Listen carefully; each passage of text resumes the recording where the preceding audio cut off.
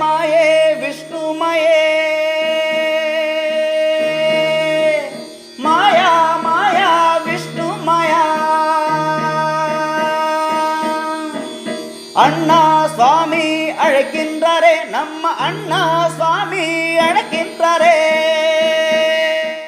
மாயன் மயன் ஆன்மீக சகோதர சகோதரிக்கெல்லாம் என்னுடைய அன்பான பணிவான ஆசீர்வாதத்தை தெரிவித்துக் கொள்கின்றேன். மாயன் மயன் உங்கள் நலன் பொருட்டே இறையருளாலும் குருவர்களாலும் தொடர்ந்து பேசி வருகின்றேன். மாயன் மயம் ஒரு உன்னதமான நிலையை நோக்கி நகர்கிறது என்றால் உங்களுக்கு எனக்கு உள்ள ஒரு ஆன்மீக பாடம் தான் இந்த மாயன் மயன்.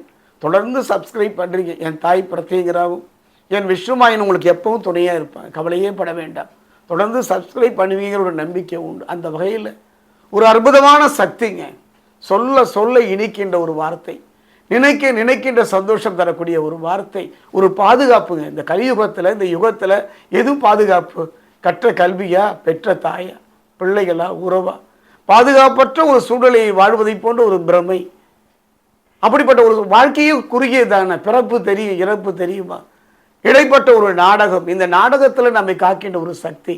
பூஜை பண்ணுவதற்கோ புனஸ்காரம் பண்ணுவதற்கோ எந்த விதமான நைவேத்தியங்கள் வைப்பதற்கோ மந்திரங்களோ தந்திரங்களோ எதுவுமே தெரியாத ஒரு நிலையில், ஏன் தெய்வ நம்பிக்கையும் நம்மை விட்டு நகர்ந்த நிலையில், நவ கிரகங்களும் சொல்கிறாங்க 7.5 சனி 8.5 சனி எதோ சொல்கிறாங்க, ஒன்றும் புரிபடலை. நல்லா தான் போச்சு வாழ்க்கை, நல்ல வாழ்க்கை, நல்ல மனைவி, நல்ல பிள்ளை, நல்ல பேரு புகழ் எல்லாம் இழந்து நிற்கின்ற ஒரு நிலை. உன்னை அடைவதற்கு கடுமையான போராட்டம். அந்த வெற்றியை, பேரை, புகழை அடைந்து விட்டாலோ ஒரு பயம் கலந்த வாழ்வு, அடிவயிற்ற ஒரு பயம். என்ன பண்ண போகிறோம் நாளைக்கு என்று ஒரு திகைப்பு, நோயற்ற வாழ்வு. ஒரு நோய் எப்படி நம்மை தாக்கும், பகை நம்மை எப்படி தாக்கும் என்றெல்லாம் பயம் கலந்த ஒரு சூழ்நிலை. அப்போ இந்த மனித மனம் திகைத்து போகின்றது, கலங்கி போகின்றது, கவலையை நோக்கி நகர்கின்றது. அப்போ ஏதாவது ஒரு சக்தி வேணும். எத்தனையோ தெய்வங்கள்ங்க, 1000 தெய்வங்கள் இங்கு உண்டு. இருந்தாலும் கூட நம்மை காப்பதற்கு ஒரு தெய்வம் வேணும்னு, அதுதான் குரு. குரு ஒருவன் தாங்க. என்னை பொறுத்த வரைக்கும் என் வாழ்க்கையில் எத்தனையோ பேர்கள் எல்லாம் என் வாழ்க்கையில் சந்திச்சிருக்கேன். குரு என்று வணங்கியவனையும் பார்த்திருக்கிறேன், தூற்றி நகர்ந்தவனையும் பார்த்திருக்கின்றேன். இன்றைய காலகட்டத்தில் குருவை எப்படி நோக்குறாங்கன்னா, அவனுடைய வடிவத்தை பார்க்கின்றார்கள். கொஞ்ச காலம் குருன்னு சொல்லுவாங்க, அப்புறம் வேற ஒருத்தரை நோக்கி நகர்ந்து விடுவார்கள். 4 நாள் மந்திரம் சொல்லுவாங்க, அந்த மந்திரம் பலன் தரவில்லை என்று நகர்ந்து விடுவார்கள். ஏங்க ஒரு விதை போடுறோங்க, அந்த விதை முளைத்து காய்த்து அப்புறம் தானே கனி தரும். 4 மந்திரம் சொன்ன உடனே இறைவன் வந்து விடுவானா? எத்தனையோ பேர் நான் பார்த்துருக்கேன். ஒரு குருவை அவமானப்படுத்துவதும் கேவலமாக பேசுவதும் அவர் கண்கலங்கி நிற்பதையல்ல செயலையெல்லாம் நான் பார்த்திருக்கின்றேன். எத்தனையோ மனிதர்கள். குரு நீங்கள் விருப்பம் இருந்தால் மட்டுமே, நம்பிக்கை இருந்தால் மட்டுமே ஒரு குருவை தேர்ந்தெடுக்கணும். அதுதான் வள்ளுவர் சொல்கிறார், எண்ணி துணிய கருமம் துணிந்தவன் எண்ணுவது என்பது இருக்கு. ஒரு குருவை நீங்கள் அடையலைன்னா ரொம்ப யோசிங்க, நிதானமாக போங்க. ஒரு குருவிடம் சேர்ந்து ஒரு மந்திரம் கற்றுக்கிறீங்க, அப்புறம் வேற குருவிட்ட போகும்போது மந்திரத்தை கற்றுக்கிறீங்கன்னா அது எப்படி பலன் தராது. ஏற்கனவே கற்றுத்தந்த குருவும் அந்த மந்திரமும் உங்களுக்கு தடையாகத்தான் போகும். அந்த வகையில் மனிதனுடைய வாழ்க்கையில் ஒரு பார்த்தீங்கன்னா நமக்கெல்லாம் தெரியுங்க, கர்ணன் தன் நண்பன் துரியோதனனுக்காக துரியோதனன் நலன் பொருட்டு பொய்யுரைத்து பரசுராமனிடம் சென்று வித்தைகளை கற்கின்றார். அந்த நேரத்தில் சன நேரத்தில் அந்த மந்திரம் அவன் நினைவு வரலை. கற்ற வித்தை மந்திரம் ஒரு ஆயுதம் மாதிரி தான். சொல்லுன்னு சொல்லுவாங்க, அந்த ஒரு சொல் கூட ஆயுதம் தான். சாபம் என்று சொல்வார்கள். அது அந்த தோஷம் சாபமாக மாறுவதையெல்லாம் பார்க்கின்றோம். ஒரு ஒரு சொல் என்றெல்லாம் சொல்வார்கள். ஒரு சொல்லு வெல்லும், ஒரு சொல்லு கொல்லுன்னு சொல்லுவாங்க. வார்த்தை அன்புன்னு சொல்லுவாங்க. அதனால தான் தீயினால் சுட்டபுண் ஆறும் ஆறாதே நாவினால் சுட்டபுண். அந்த வகையில் தாந்திரிகமாக இருந்தாலும் சரி, மாந்திரிகமாக இருந்தாலும் சரி, இந்த கலியுகத்தில் ஒரு தெய்வ சக்தி வேணும். சொல்லிக்கொண்டே போகலாம். எத்தனையோ மற்ற தெய்வத்துக்கெல்லாம் சக்தி இருக்கான்னா ஒவ்வொரு தெய்வத்துக்கும் ஒரு சிறப்பியல் உண்டு. இனிப்பு அதுதான் அதிரசம், அதுதான் லட்டு, அதுதான் மைசூர் பாக், அதுதான் சாக்லேட். அதை மாதிரி தாங்க இந்த தேவதை. இந்த காலகட்டத்தில் திரு ரஜினிகாந்த் அவர்கள் ராகவேந்திரரை இந்த கொண்டு வரும் பொழுது, வணங்கிய பொழுது நம்ம எல்லாம் திகைத்தோம். மூகாம்பிகை சென்று தன்னுடைய தங்கவாளை அர்ப்பணித்த புரட்சி தலைவர் அந்த காலத்தில் ஒரு மாதிரி பார்த்தோம். இன்னைக்கு அலை கடலாக அன்னையை நோக்கி நகர்வதை பார்க்கின்றோம்.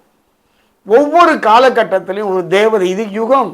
எத்தனையோ யுகம் நாம் நினச்சிட்டு இருக்கோம். இப்போ பிறந்துட்டோம், மிஞ்சி போனால் எத்தனை வருஷம் இந்த வாழ்வு. நமக்கு முன் எத்தனையோ முன்னோர்கள், எத்தனை தலைமுறை வாழ்ந்து மறைந்திருக்கின்றார்கள். நம் நலன் பொருட்டு தான் ரிஷிகளும் மகான்களும் மந்திரங்களை தந்திருக்கின்றார்கள், தேவதைகளை தந்திருக்கிறார்கள். அப்படிப்பட்ட ஒரு கற்பக விருட்சம், அற்புத சக்தி, சிவனினுடைய வடிவம், சிவசக்தி ஐக்கியம் என்று சொல்வார்கள். அவனே மாயன், விஷ்ணு மாயன். திருத்தணிக்கு அருகே தமிழ்நாட்டில் முதல்ல 6 அடி உயரத்தில் அற்புதமான ஒரு வடிவம் விஷ்ணு மாயா. மகிஷத்தின் மேல் அமர்ந்த ஒரு வடிவம். அவன் அருகே அவன் திருவடியிலே அவருடைய சகோதரன் என்று சொல்லக்கூடிய கருக்குட்டி சாத்தான் என்று சொல்லக்கூடிய ஒரு தெய்வம். வந்து பாருங்கள், வணங்கி பாருங்கள். பொண்ணோ பொருளோ எதுவும் வேண்டாங்க. கண்களில் கண்ணீரோடு நம்பிக்கை என்ற விளக்கை அங்கு ஏற்றி வைப்பீர்களானால் கண்டிப்பாக உங்கள் வாழ்க்கையில் ஒரு ஒளி தருவான்.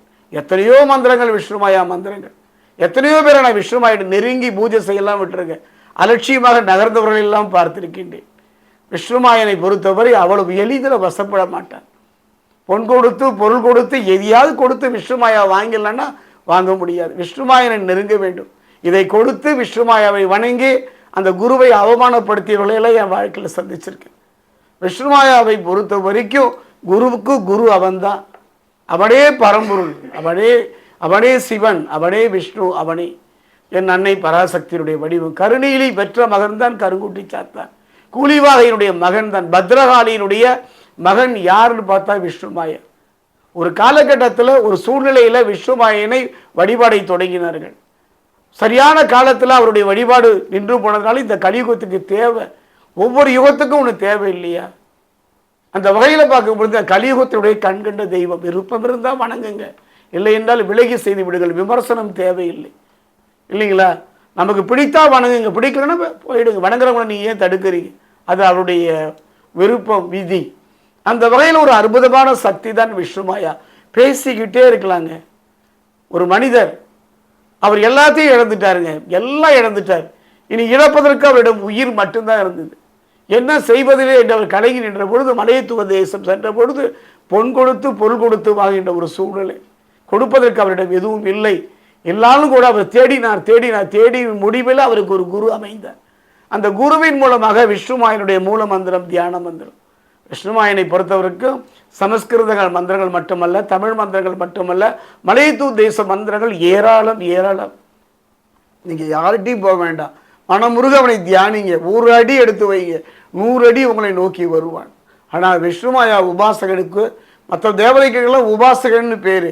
ஆனால் விஷ்ணுமாயனை பொறுத்த வரைக்கும் சேவகன் என்று பேர். விஷ்ணுமாயா சேவை தான் அவனுக்கு பிடிக்கும். அவன் திருப்பாதத்தை நினைக்கிறேன். நீங்கள் யாரை வேண்டுமானாலும் பகைத்துக் கொள்ளலாம், அசிங்கப்படுத்தலாம், அவமானப்படுத்தலாம், எத்தனையோ நெருக்கடிகளை கொடுக்கிறார். ஆனால் விஷ்ணுமாயா சேவகனை மட்டும் அவ்வாறு செய்வோமானால் அது மிகப்பெரிய ஒரு பாதிப்பை தந்துவிடும். விஷ்ணுமாயா உண்மையான சேவகன். விஷ்ணுமாயாவினை இதயத்தில் வைத்திருப்பவன். அவனுக்கு மட்டும் நாம் முடிந்த வரைக்கும் விலகி சென்று விடுவது சிறப்பு. ஏன்னா நமக்கு பிடித்தா வணங்கலாங்க, பிடிக்கலன்னா விலகி போயிடலாம். அந்த வகையில் ஒரு அற்புதமான சக்திங்க. எளியோருக்கு எளியோன். வெறும் அரிசியை வானலில் வறுத்து ஒரு இலையில வச்சு வணங்கினாலே போதும், ஓடி வந்து விடுவான். அப்படிப்பட்ட ஒரு கலியுக தெய்வம் விஷ்ணுமாயா. 1000 மந்திரங்கள் அவனுக்கு உண்டு. எத்தனையோ சொல்லலாம். ஹரிவோம் நம, ஹரவோம் நம, ஓம் விஷ்ணுமாயே நமக, ஓம் வரதாய நமக, வரப்பிரசாதாய நமக, வந்திதாய நமக, வந்தாத்மயாய நமக, பூதகராய நமக, பிரேதகராய நமக, மாரணகராய நமக, பந்தனகராய நமக, முக்தாய நமக, முக்தி பிரசாதாய நமக, சர்வாத்மயாய நமக, சாத்தியாய நமக, சர்வ வரதாய நமக, சிம்மாயனாய நமக, சித்தாய நமக, சமஸ்த தோஷ நிவாரணாய நமக. ஹரிவோம் நம, ஹரவோம் நம விஷ்ணுமாய். விஷ்ணுமாயா சேவகனை சந்தித்து மந்திரங்களை கற்றுக்கொண்டு அவரை எதிர்த்து நிற்பதும், அவரை அவமானப்படுத்த துணிவதும் பெரிய விஷயமே இல்லை. ஒரு மந்திரம் அவற்றை கற்றுக்கிட்டோம், அவரை வைத்து நம்ம மிரட்டி விடலாம், உருட்டி விடலாம், அழித்து விடலாம் என்றால் வம்சம் அழிந்து விடும். அவரை எதிர்ப்பவர்களுக்கு ஒரு மந்திரம் கொடுக்கவும் தெரியும். விஷ்ணுமாயனை, விஷ்ணுமாயா வாடா என்று அழைத்தால் ஓடி வந்து விடுவான். அப்படிப்பட்ட சக்தி. என்னை பொறுத்தவரை விஷ்ணுமாயனுடைய வழிபாடு நம்மை காக்கும். கண்கலங்கி இருக்கும்போது நம் கண்ணீரை துடைக்கும். எளிய வழிபாடுங்க. ஒரு நம்பிக்கையோடு தான் நம்ம இறங்கணும், நம்பிக்கையோடு வழிபடுங்க. அப்படிப்பட்ட ஒரு மந்திரம். சமீபத்தில் ஒரு விஷ்ணுமாயா உபாசகரை சந்திக்கின்ற ஒரு வாய்ப்பு. அவரோட பேசிக்கொண்டிருந்த போது ஒரு அற்புதமான ஒரு ஸ்கிரந்தம், ஒரு மந்திரம் சொன்னார்.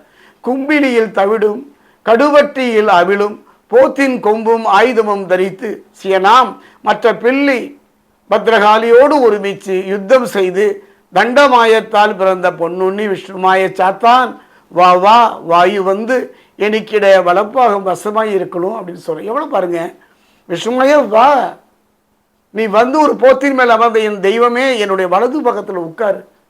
போதும் பயந்தது, போதும் நடுங்கியது, போதும் ஏமாற்றப்பட்டது, என்னுடைய வாழ்வின் அந்திம காலம் வரை எனக்கு துணைவாய் என்று அழைப்போமானால் ஆண் என்ன பெண் என்ன பாதிக்கப்பட்டவர்கள், இழந்தவர்கள், அவங்கெல்லாம் இந்த தேவதையுடைய வழிபாடு. ஒரு முறை திருத்தணிக்கு அருகே இருக்கக்கூடிய அந்த பாதசனீஸ்வரர் ஆலயத்தில் 6 அடி உயரத்தில் புன்னகை பூத்த ஒரு அற்புத சக்தி, அந்த சிவசுதன் என்று சொல்லக்கூடிய, சிவப்பிரியன் என்று சொல்லக்கூடிய, பத்ரகாளி சுதன் என்று சொல்லக்கூடிய விஷ்ணுமாயனுடைய வழிபாடு நம்மை காக்கும்.